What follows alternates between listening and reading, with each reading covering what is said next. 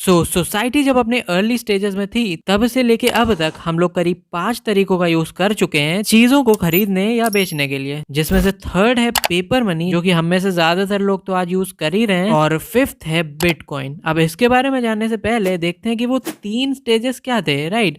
देखो, शुरू शुरू में पैसों जैसी तो कोई चीज ही नहीं होती थी। लेट सपोज मुझे 1 किलो पानी लेना है और बदले में मैं उसे एक जूस की बोतल देने को तैयार हूँ, लेकिन व्हाट इफ अगर उसे वो जूस लेना ही ना हो, फेल्ड। तो इसी कमी को पूरा करने के लिए आती है स्टेज 2, जहां पर कॉइन्स का कंसेप्ट पहली बार हमारे सामने आता है, जो कि गोल्ड, सिल्वर या आयरन जैसे मेटल से बने होते थे। तो अब इसमें क्या होगा, रेदर देन मैं एक चीज के बदले दूसरी को एक्सचेंज करूं, मैं उसे ये कॉइन्स पकड़ा सकता हूं और बदले में मुझे दे देगा 1 किलो पानी। लेकिन फिर आती है स्टेज 3, जहां पर बैंक्स वगैरह सेटअप होने लगे और पूरी करेंसी का जो कंट्रोल है वो गवर्नमेंट के पास आ गया और हमको मिली पेपर मनी। और बेसिकली इसका सबसे बड़ा फायदा तो यही था कि एक तो ये काफी ज्यादा लाइट वेट थी और पोर्टेबल भी थी। लेकिन अब इसकी वैल्यू इसलिए नहीं है कि ये गोल्ड या सिल्वर से बनी हुई है, ना, लेकिन इसलिए क्योंकि गवर्नमेंट कहती है कि इसकी वैल्यू $1 है तो है, बस। उसके बाद आता है स्टेज 4, डिजिटल मनी, जो कि आई एम श्योर हम में से ज्यादातर लोगों ने तो 2016 के डीमोनेटाइजेशन के बाद से एक्सपीरियंस करा, जहां पर पूरा का पूरा डेटा सिर्फ और सिर्फ नंबर्स के रूप में स्टोर किया जाता था।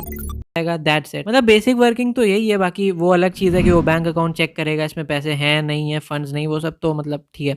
और बेसिकली आज अगर हम लोग ध्यान से देखें तो हम लोग यूजुअली इन दोनों का हाइब्रिड यूज कर रहे हैं। मतलब स्टेज 3 पेपर मनी और ये डिजिटल मनी, दोनों का हम लोग हाइब्रिड ही यूज करते हैं आज के टाइम में। Stage 5 could be crypto currency. अब इसके पीछे एक रीजन है, जैसे जैसे हम लोग एक स्टेज से दूसरे में जाते गए तो पहली स्टेज की कुछ कमी थी जो कि दूसरे ने दूर की, और दूसरी की भी कुछ रही होंगी तो तीसरे ने कर दी, राइट। ऐसे ही तो होता रहा था। तो ऐसे ही थर्ड और फोर्थ स्टेजेस की कुछ 2 लिमिटेशन थी।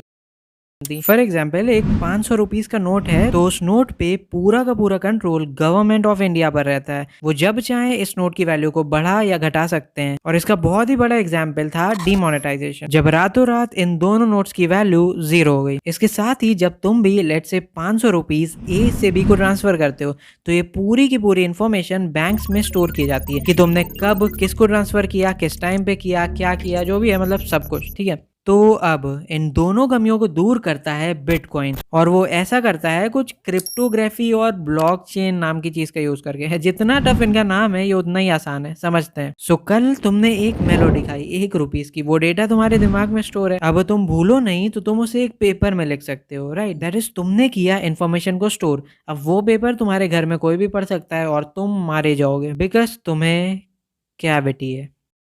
जो भी हो, ये था डेटा को स्टोर करने का एक तरीका। बैंक्स में यही डेटा स्टोर किया जाता है बड़ी बड़ी स्प्रेडशीट्स में, जिसे हम लेजर कहते हैं। खाता बही। इस नाम को भूल जाओ, समझो डिजिटल शीट्स हैं जिनमें बैंक्स अपने ट्रांजैक्शन को स्टोर करती हैं, दैट्स इट। लेकिन इस डेटा को भी तो गवर्नमेंट देख सकती है ना, जब भी वो चाहे, जैसे भी चाहे, राइट। अभी तक 2 तरीके देखे हमने डेटा को स्टोर करने के, लेकिन इनमें प्राइवेसी की वैल्यू कुछ इतनी थी। यहीं पे पिक्चर में आता है बिटकॉइन, जो कि डेटा को स्टोर किसी पेपर या लेजर में ना करके ब्लॉकचेन में करता है। अगले 60 सेकंड में समझते हैं इस ब्लॉकचेन को। मेरे पास 3 बॉक्सेस हैं, सब में मैंने डेटा को भर दिया। ज्यादा कुछ नहीं, सिर्फ 3 चीजें, सेंडर का नाम, रिसीवर का नाम और कितना अमाउंट भेजा गया। यहाँ पर एक्चुअल नाम की जगह एक यूनिक सा नंबर स्टोर किया जाता है, जैसे कि तुम्हारा एक्चुअल नाम कभी भी किसी को पता ही नहीं चलने वाला। और ये जो नंबर है कुछ इस तरह का दिखता है, हैश से स्टार्ट होता है और आगे जो भी है छोड़ो। यहाँ पर पहले वाले का हैश दूसरे में स्टोर होएगा और दूसरे का थर्ड वाले में, जिससे कि एक चेन सी क्रिएट हो जाती है, हेंस ब्लॉकचेन। अब ये ऐसा कर क्यों रहा है, मतलब एक दूसरे का हैश वगैरह स्टोर कर रहा है, राइट। इसके 2 रीजंस हैं।